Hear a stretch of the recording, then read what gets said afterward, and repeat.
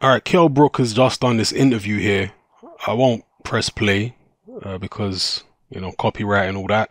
But he's done an interview on Sky Sports, and in the interview, he said that Errol Spence can't hurt him at 154 pounds.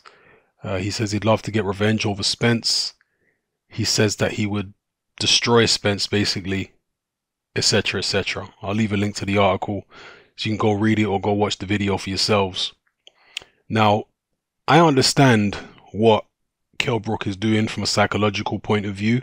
He's trying to convince himself that it was the weight and it was, all this other kind of stuff which led to him losing to Errol Spence. He's trying to give himself confidence.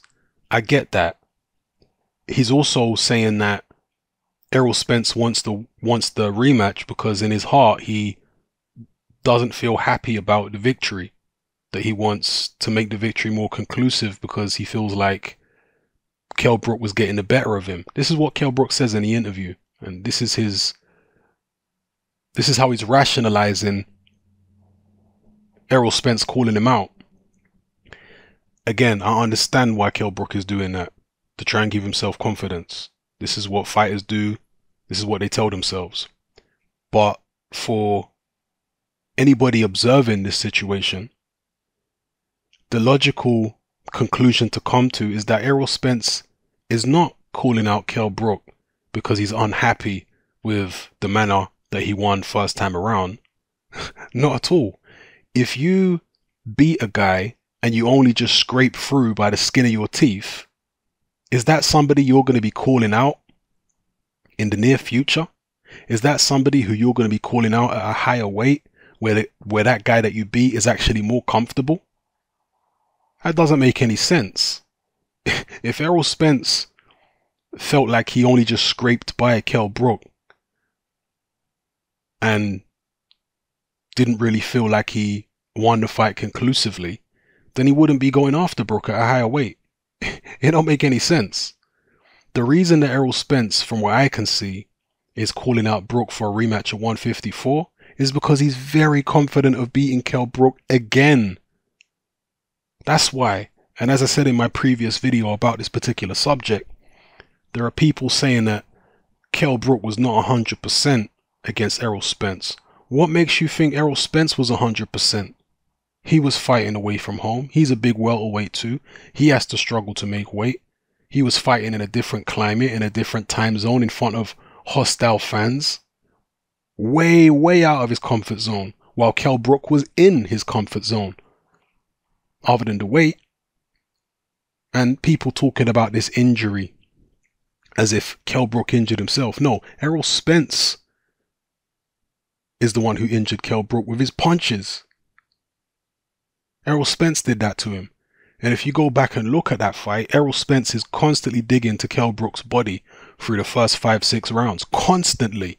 Like in every other exchange, Errol Spence is digging to Kell Brook's body. Brook ain't digging to Spence's body that often, but Spence is digging to Brook's body. And that is what slowed Kell Brook down and allowed Errol Spence to start landing more head punches. One of those head punches broke Kell Brook's eye socket. People acting like the eye socket injury was a freak accident. It wasn't. It was caused by Errol Spence's punches. And Errol Spence was slowing Brook down prior to the eye getting injured. And landing punches prior to injuring Kell Brook. Go look at the fight, people. Obviously, Kell Brook is not going to allow himself to acknowledge these facts. But the fans observing the situation, you should be. You need to be looking at the fact that Errol Spence was going to come on in the late rounds against Brook, regardless, injury or no injury, because he was invested into the body. And if they have a rematch at 154, Errol Spence sees it as a surefire way of picking up a title at in a new division, because he knows he can beat the guy. He's already beaten him.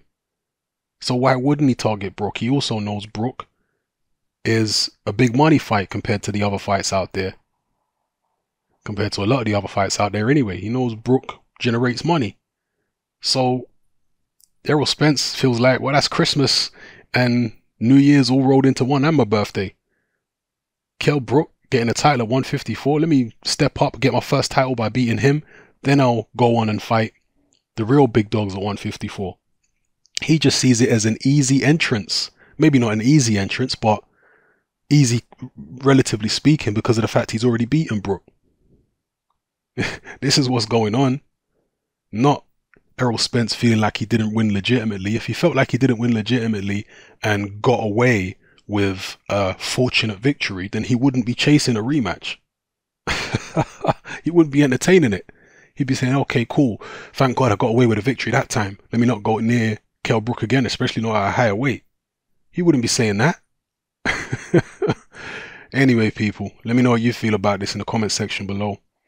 Have a look at the video, hear what Errol Spence has to say. Hear what Kell Brook has to say. Errol Spence is the one who called him out, obviously, on Twitter. So, yeah, let me know how you feel about this, people. It's happening, I'm out.